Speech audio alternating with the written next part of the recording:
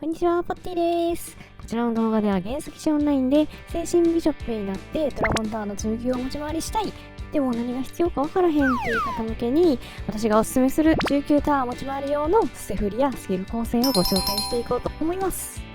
結論としてはですね、蘇生とバイタルレベル4単体回復1000を抑えた構成で作っていきましょうということですね。説明の順番としてはこんな感じになっているので、気になるところから見てもらえばいいかなと思います。それでは見ていってみましょう。今こんな感じでですね、精神ビショップに切り替えていきましたよということでですね、全体の設定タスの方がですね、こんな感じになっております。タワービショップをやる上で、大切にしていることとしては、回復に関しては、単体回復で1000以上、で、範囲回復で、500以上ぐらいを、目安にご制としております。それぐらいやれば大体の、持ち回りのパーティーで、役に立てるんじゃないかなというところでですね。実際に組んでみたパーティーの方の、盾役の方の防御力だったり体力だったりとの兼ね合いの部分もありますので、必ずしも、単体で1000範囲で500回復できますと言ってもクリアできるわけではないんですけども、それぐらいのステータスがあればある程度貢献できるのかなというところでですね、能力もね、ちょっと確認していきましょう。ベースの200とおしゃれ装備の100を合わせた300は、装備で、補えてる部分でして、で、そこから、25になったら、どれぐらい精神振ればいいのかなというところでですね、大体1300あれば、ハイヒーリングで3体回復1000に持っていけるので、精神1300ぐらいあればいいんじゃないかなというところで、もちろんこれも必須じゃないですけど、大体それぐらいという目安ですね。それぐらいの精神になるようにステータス振りまして、で、残ったスキル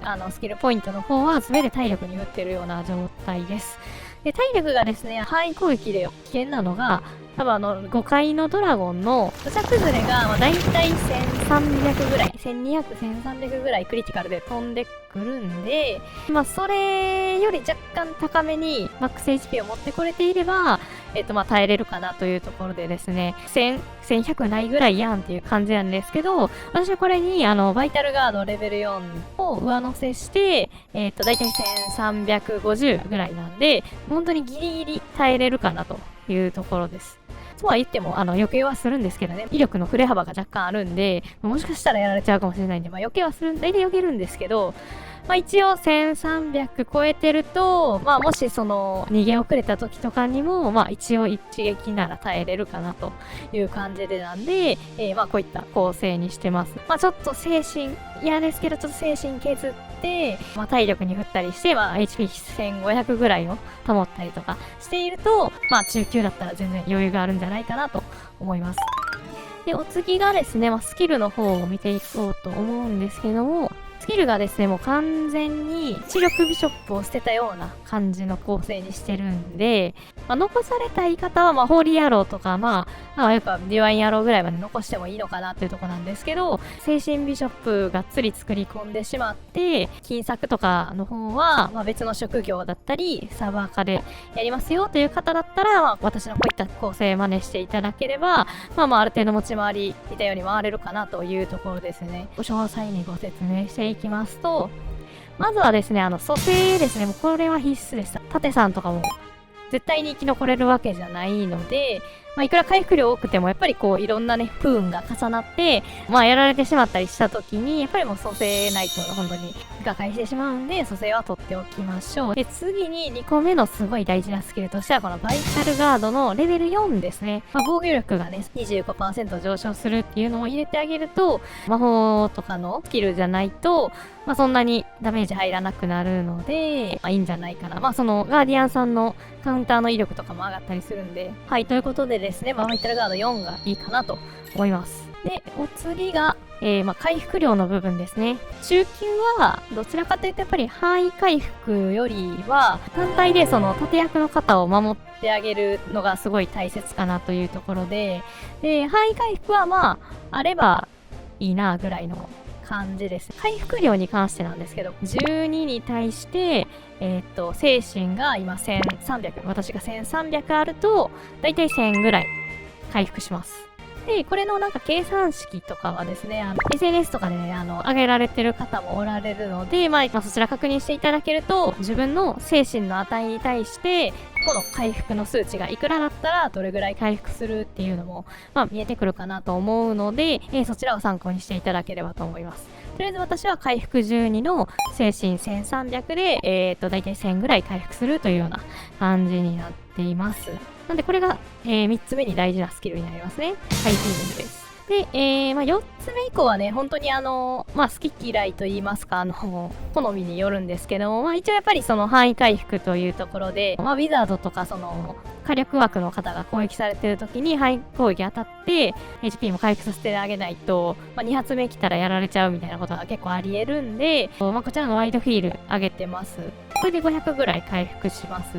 ただ、なんか私結構街回りしてて思ったのが、やっぱりあんまりワイドヒール使う機会ってなく、使うんですけど、こんなに回復量いらないかな、500もいらないんじゃないかなっていうのを思ってて、中級だったらやっぱり避けられる方もいますし、そんなにいらないんじゃないかなと思うところで、なんでこれワイドヒール3にしてるんですけども、私2でもいいんじゃないかなとは思ったりしますね。はい。でですね、ここまでですね、いくらスキルポイントを使うかと言いますと、ワイドヒールが3にしたら21ですね。2だったら20で足りるんで、実はパワーの中級持ち回りされるのって、スキルランク20ちょっと超えてきたらもうできちゃいそうな感じになるんですね。で、そこからオプションでなんか何を取るかっていうところで、微妙にあったら便利なのがこのキュアサイレンスとかで、3回の敵がですね、沈黙を打ってくるんで、キュアサイレンスがあると、ちょっとだけ便利かなというので取ってますけど、これも正直、そんなに絶対いるってほどではないのかなと思います。